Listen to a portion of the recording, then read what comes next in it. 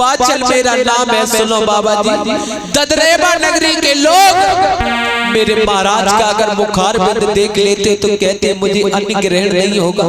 मैंने निर्वंशी का मुखार बंद देख लिया महाराज, मैं बांझिल हूं। और मैया बातें समझाते कहते सुनो बाबा जी, मैं तुम्हें दिल की बात बता रही हूँ कि देवरानी जिठानी बाबा जी मोए बांझ के पुकारे।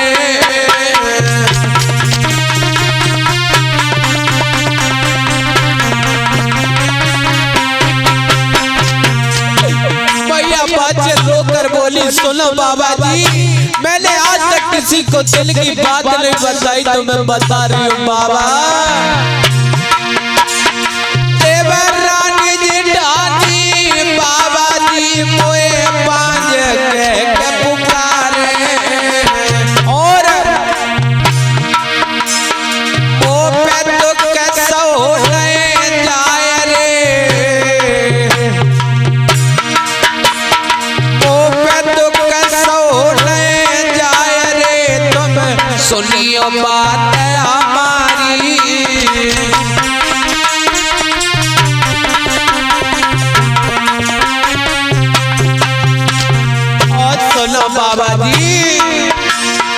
बाबा जी तो खतमों पे गले रोए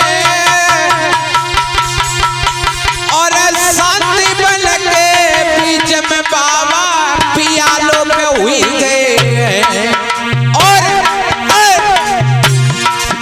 बाबा जी पिया को पता लगाओ, सत्य को बाबा मानेंगे।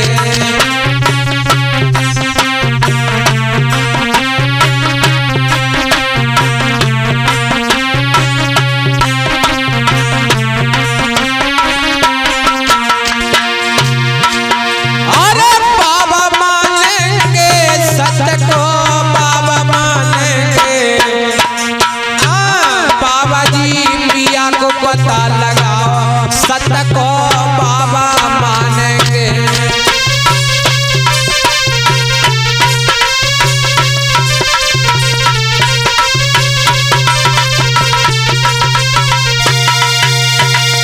आज भैया बाचल का सुनो बाबा जी, मैं ददरेबा नगरी की रहने वाली हूँ, बाचल मेरा नाम है। सुनो बाबा जी, इस शांति बल के बीच में मेरे पिया कहीं लोग हो गए हैं, तुम मेरे पिया का पता लगा दो बाबा जी, मैं तुम्हें सत्य का बाबा मानूंगी। तो योगी गोरखनाथ बोले 1400 चेला लोगों तैयार हो जाओ, अपनी अपनी डमरू सारंगी को उठा लो और इस मैया के पिया का पता लगाना है। तो आज योगी गोरखनाथ आगे आगे चल रहे हैं, पीछे मैया बाचल है और परिचद महाराज आज पीछे से 1400 चेला लोग चलते जा रहे हैं। और आज योगी गोरखनाथ आगे आगे चल रहे हैं और योगी गोरखनाथ के पीछे मैया बाचल और 1400 चेला लोग। आज धीरे धीरे योगी गोरखनाथ वहीं पहुंच जाते हैं। अम्मा कहां पर? जहां पर महाराज जेबर सिंह तपस्या कर रही है। तारी लगाए तो जेबर सिंह जब तारी लगाए हुए योगी गोरखनाथ बोले मैया क्या तुम्हारे यही पिया है? तो मैया बाचल ने जैसे ही देखा तो आज कहने लगी बाबा जी पिया तो हमारे यही है, लेकिन बाबा जी ये बताओ ये हमारे पिया बोल नहीं रहे। योगी गोरखनाथ बोले बेटी ये बोलेंगे नहीं। क्यों? ये प्रभु का गुणगान कर रहे हैं, तारी लगाए।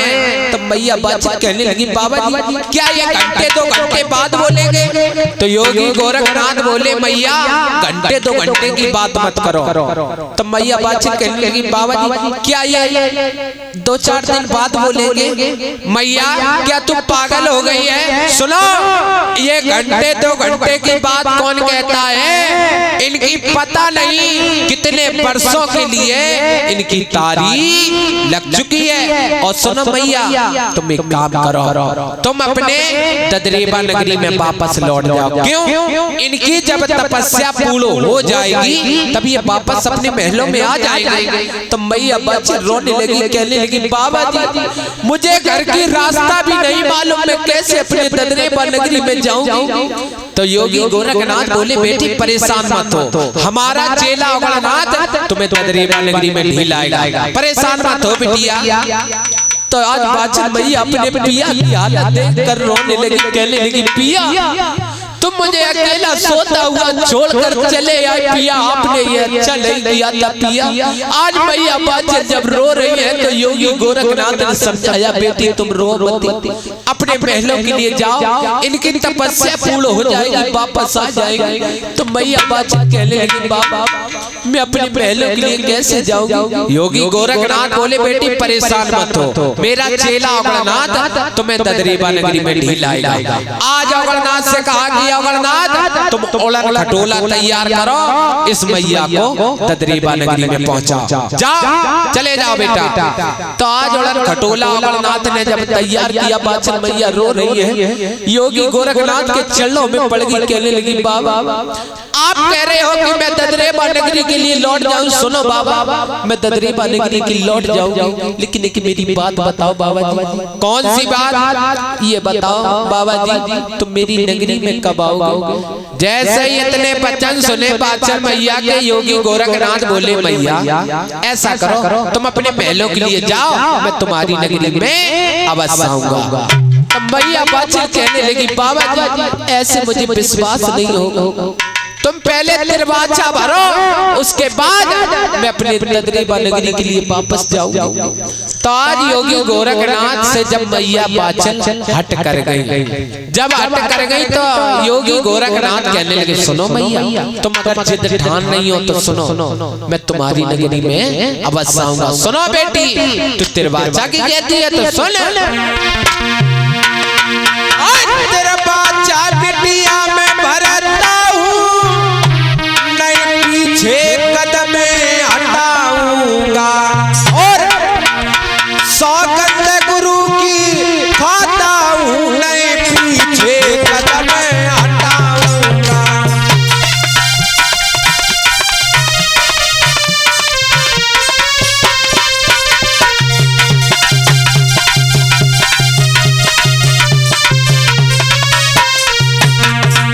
योगी गोरखनाथ समझाते कहने लगे सुनो मैया तू दरवाजा की कह रही है तो सुन, मैं दरवाजा भरता हूँ कि मैं तेरी नगरी में आऊंगा बेटी आऊंगा, जाओ लौट जाओ। और तेरे बाजा बिटिया में भरता हूँ, नहीं पीछे कदम हटाऊंगा, सौगंध गुरु की खाता हूँ, नहीं पीछे कदम हटाऊंगा।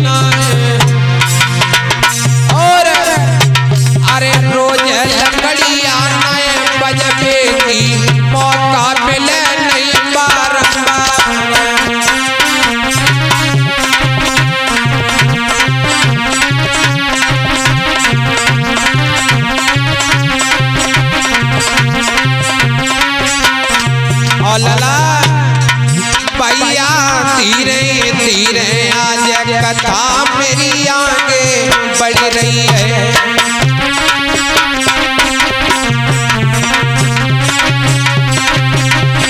बहुत सुंदर है।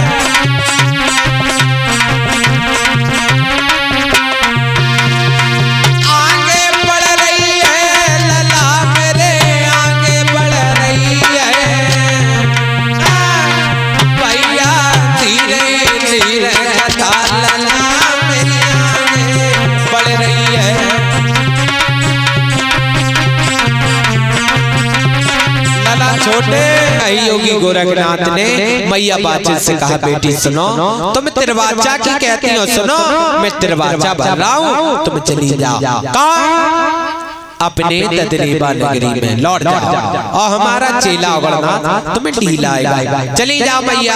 तो आज मैया बाचल ने योगी गोरखनाथ के चरणों को स्पर्श किया। तो योगी गोरखनाथ ने चलते चलते एक बात कही। कौन सी बात? सुनो मैया, जब मैं तुम्हारी नगरी में आऊंगा, सुनो मैं तुमको 2 पर्चे दिए देता हूँ। सुनो कि जब मैं तुम्हारी नगरी में आऊंगा, जो तुम्हारा सूखा का बाग पड़ा हुआ है, अगर वो हरा भरा हो जाए तो समझ लेना ये संत महात्मा तुम्हारी नगरी में आ चुका है। सुनो मैया, लौट जाओ। और सुनो मैया, दूसरा परिचय देता हूँ, जो तुम्हारा कुएं का नीर खारा पड़ा हुआ है, अगर वो मीठे हो जाएं तो समझ लेना ये संत महात्मा तुम्हारी नगरी में आ चुका है। तो आज इतने वचन कहने के बाद में मैया बाचल से कहा कि बिटिया तुम जाओ अपने महलों के लिए वापस लौट जाओ। चेला अगरनाथ ढीला इस मैया को।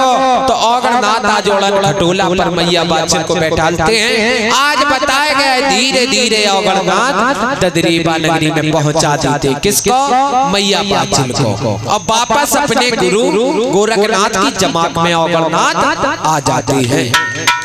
अब धीरे धीरे समय बीतने लगा। परिचित महाराज बताया गया है कि योगी गोरखनाथ बोले 1400 चेला लोगों अब देश विदेशों में भ्रमण करेंगे। योगी गोरखनाथ ने पहला भ्रमण बताया गया है बंगाल देश में किया, जहां पर जादू की पड़ी स्त्रियां थी। परिचित महाराज उनका जादू नष्ट किया। और योगी गोरखनाथ ने दूसरा भ्रमण बताया गया है हरियाणा देश में किया, जहां पर दूध दही का खान नहीं था। आज कलयुग में भी योगी गोरखनाथ की आन लगी हुई है। हरियाणा देश में दूध दही का खान है। क्यों? योगी गोरखनाथ की दुआ लगी है। और योगी गोरखनाथ ने तीसरा भ्रमण बताया गया है हस्तिनापुर में किया, जहां पर बताया गया है कि लोच लोच मर गए पन्नबा, सोमवती अमावस नहीं मिली। योगी गोरखनाथ ने एक छोटे से कमंडल में गंगा जी को हरण किया था। ये परिचित महाराज ये कथाएं अलग अलग भाग हैं, अगर लेकर चलेंगे तो बाबा जहरवीर का जन्म नहीं हो पाएगा। तो योगी गोरखनाथ को बहुत समय बीत गया, हर जगह भ्रमण कर रहे हैं। एक दिन की बात है, योगी गोरखनाथ बोले चेला अगरनाथ ये बताओ, हर जगह भ्रमण कर रहे हैं, ये बताओ कोई जगह तो नहीं बची है भ्रमण करने के लिए? योगी गोरखनाथ से समझाती हुई अगरनाथ कहने लगे सुनो गुरुजी, आप शायद भूल रहे हो जो शांति वन के बीच में मैया मिली थी ददरेबा की रहने वाली बाचल, उसको आपने गुरुजी तिरवाचा भरी थी। और गुरुजी आप शायद भूल रहे हो उस मैया की नगरी में नहीं चलोगे? तो योगी गोरखनाथ कहने लगे चेला अगरनाथ तुम बात तो बिल्कुल सत्य कह रहे हो। क्यों? मैंने उस मैया को तिरवाचा भरी थी। और सुनो 1400 चेला लोगों तैयार हो जाओ, अपने अपने डमरू सारंगी उठा लो और मैया बाचल की नगरी में चलना है, ददरेबा नगरी में चलना है। क्यों? वो मैया मुसीबत में है। तो योगी गोरखनाथ और 1400 चेला लोग ददरेबा नगरी में आ रहे हैं। किस प्रकार से लला? बोलिए योगी गोरखनाथ की। बेटा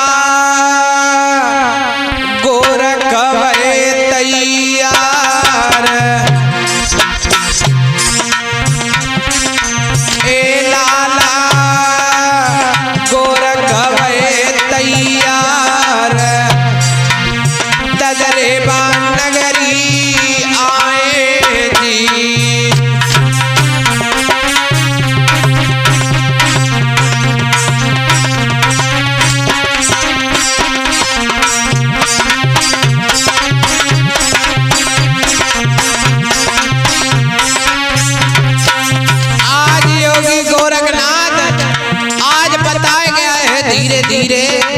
चल दिए अरे आगे आगे गोरख बाबा, पीछे चेला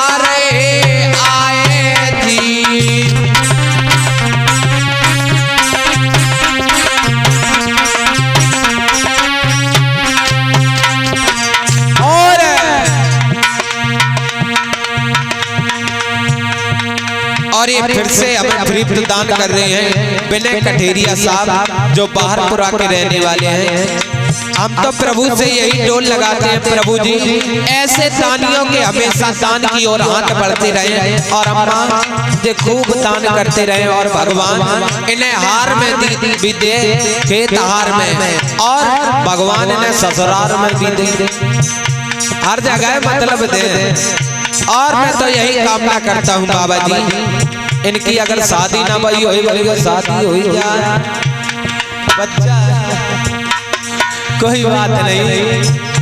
आज योगी गोरखनाथ चल दिए अम्मा, अरे मजले मजले बाबा आवे, अरे मजले मजले बाबा आवे, जे तो रे ददरेवा आए जी।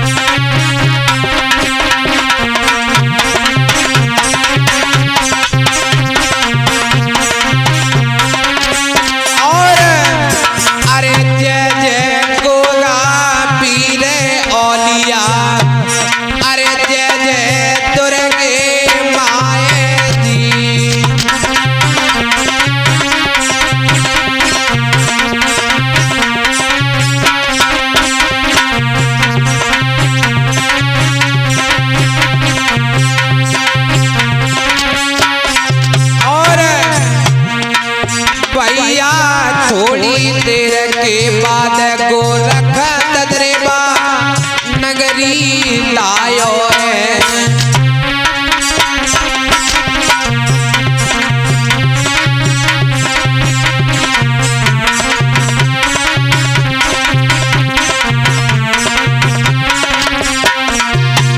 अरे नगरी आए गए गोरख नगरी आए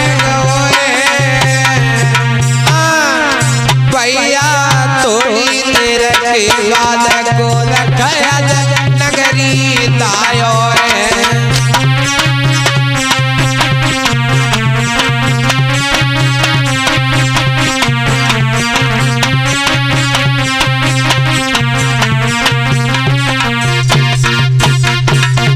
आज बताया गया योगी गोरखनाथ ददरेबा नगरी में प्रस्थान करते हैं। धीरे धीरे गोरखनाथ आज बताए गए उसी सूखे नौलखा बाग में पहुंच जाते हैं। बोलिए गोरखनाथ की। आज बताए गया योगी गोरखनाथ उसी सूखे नौलखा बाग में जब रुक गए अम्मा, तो आज 1400 चेला लोगों से कहा कि चेला लोगों यहीं पर तंबू डेरा तान दो, सभी लोग यहीं पर रुको। औगणनाथ कहने लगे गुरुजी एक बात बताओ, इतने इतने हरियल बाग मिले, गुरुजी आपने कहीं ये नहीं कहा कि चेला लोगों यहीं पर तंबू डेरा तान दो, आप इस सूखे नौलखा बाग में कह रहे हो चेला लोगों तंबू डेरा तान दो। सुनो गुरुजी ये धूप पड़ रही है, धूनी रेत उड़ रही है गुरुजी, 1400 चेला लोगों की चांदे घोटी है गुरुजी, और कहां से कैसे डेला टन है गुरुजी, कहीं हरा भरा बाग देखो। योगी गोरखनाथ कहने लगे बेटा इसी सूखे नौलखा बाग में विश्राम करो, और तुम हरे भरे बाग की कहती हो तो सुनो ये बाग ही हरा भरा कर दो। औगणनाथ सोचने लगे मुझे मालूम पड़ता हमारे गुरुजी पगले आए गए, क्यों ये सूखा नौलखा बाग पड़ा हुआ है, हमारे गुरुजी कह रहे कि ये हरा भरा कर दो। औगणनाथ कहने लगे गुरुजी ये बताओ क्या हर वृक्षों पर जल छोड़ा जाए तभी ये बाग हरा भरा होगा? तो गोरखनाथ बोले बेटा अगर ये जल डालने से बाग हरा भरा हो जाता तो ये महाराज जेवर सिंह प्रभु का गुणगान करने के लिए नहीं जाते बेटा? तो औगणनाथ कहने लगे गुरु जी कोई उपाय? हाँ बेटा सुनो, योगी गोरखनाथ बोले सुनो बेटा, हमारा तंबू यहीं पर तंबू डेरा तानो, और सुनो झूना खाड़ा तैयार करो, हवन तैयार करो। तो 1400 चेला लोगों ने हवन तैयार किया। माँ आज बताया गया है कि योगी गोरखनाथ आज तारी लगा गए, तारी लगा गए। जब तारी खुली तो आज 1400 चेला लोगों से कहा कि सुनो चेला लोगों, इस धूनी में से भस्म ले जाओ और हर वृक्षों पर डाला जाओ। तो 1400 चेला लोग आज धूनी में से भस्म उठा दो और हर वृक्षों पर डाल रहे हैं। और इधर औगणनाथ से कहा कि बेटा सुनो, तुम जाकर कुएं में डालाओ भस्म, जाओ। तो औगणनाथ आज कुएं में भस्म डालने के बाद आज अपनी गुरु की जमात में वापस आ गई। इधर 1400 चेला लोग वृक्षों पर भस्म डालने के बाद आज तुरंत वापस आ गई। और इधर योगी गोरखनाथ ने क्या किया? माँ आज अपने गुरु मच्छंदर नाथ का ध्यान किया तो गजब हो गया लला। अरे धरो मच्छंदर को ध्यान गोरख ने चुटकी लला बजाई।